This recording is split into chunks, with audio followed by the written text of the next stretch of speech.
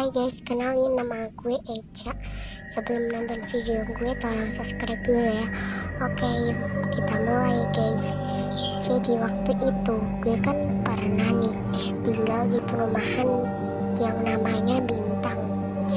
Ini posisi rumah gue yang sekarang. Jadi waktu itu kan aku pernah ke hotel, namanya tuh Hotel Beauty gitu kan. Gue liatlah sekitarnya kok sepi banget, sampai kasirnya tuh nggak ada penjaganya sama sekali. Ya udah gue lanjut aja ya, nonton-nonton dulu. Nah setelah itu gue lanjut lah nyari nomor hotel gue yang udah dipesanin sama teman gue. Nah itu tuh di lantai 2 guys, dan itu tuh gue langsung ke sana lah. Dan itu posisinya sepi banget. Di dalam hati gue tuh kayak kerasa kenapa hotel ini bisa sepi banget ya, tapi besar, banyak hantunya enggak gitu kan. Soalnya dari keluarga gue tuh indigo semua guys, jadi bisa melihat hantu di sekitar gitu kan. Jadi aku tuh kayak sambil nelfon teman gue kesini, gue nunggu lah. Tiba-tiba ada suara yang bilang mbak keluar, dan gue tuh sekedar itu kaget gitu. Dan ternyata itu ada seorang ibu-ibu gitu ya, pakai baju yukatana itu kan. Dan gue panggil lah, ada apa bu? Mbak baru kesini ya, hati-hati ya mbak, setiap di jam maghrib gitu. Dan di sana tuh dia cerita gini, katanya pernah ada orang yang bunuh diri di kamar gue. Dan gue secara itu kaget dong, kayak kok bisa gitu kan, karena katanya itu dia tuh masih SMA dan dia stres karena banyak ujian, dia nggak bisa ngerjain dan akhirnya bunuh diri. Dan ya gimana lah, gue tuh kayak kaget banget. Nanti kalau gue yang kena serangan gimana kan gitu ya. Dan gue tuh akhirnya dilanjut lah, gue tidur sambil hati yang tidak tentram. Oke, dan itu tuh aku mimpi lagi. Itu tuh pastinya kan masih pagi ya, tiba-tiba tuh bisa berubah jadi malam gitu kan. Dan gue kaget, terus aku lari untuk cari jalan keluar untuk menghindari hantu itu. Dan gue lari sepanjang masa itu tuh kayak wah udah capek banget, pengen istirahat tapi udah kerja gitu kan.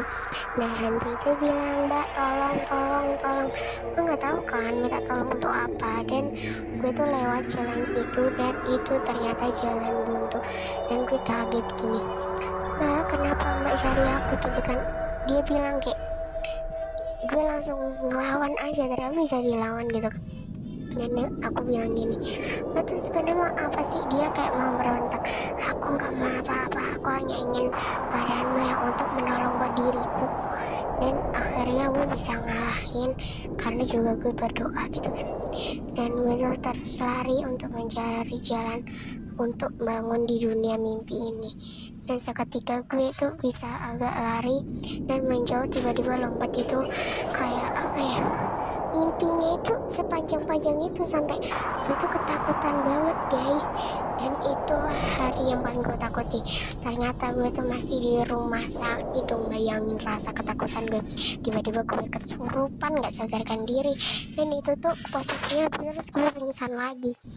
Dan gue tiba-tiba ya gimana lah, kayak pingsan terus nanti kesurupan lagi, sampai mami aku tuh hampir pingsan. Dan ya gimana lah, saya manggil orang pintar gitu, maksudnya kayak sampai didoain untuk menolong gue sendiri. Mami aku tuh udah sekarat banget sih. Gue tuh posisinya udah lama banget karena hantunya tuh gak hilang-hilang. Dan ya akhirnya ada itulah, karena kekuasaan Tuhan jadi bisa ditolong lah.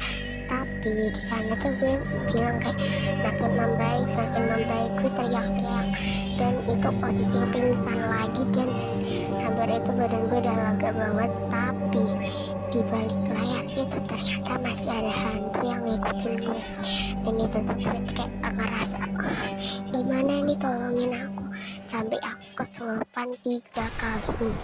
Dan gue tuh langsung hilang sampai ngambang-ngambang gitu, terus pingsan lagi guys. Terus ya gimana lah.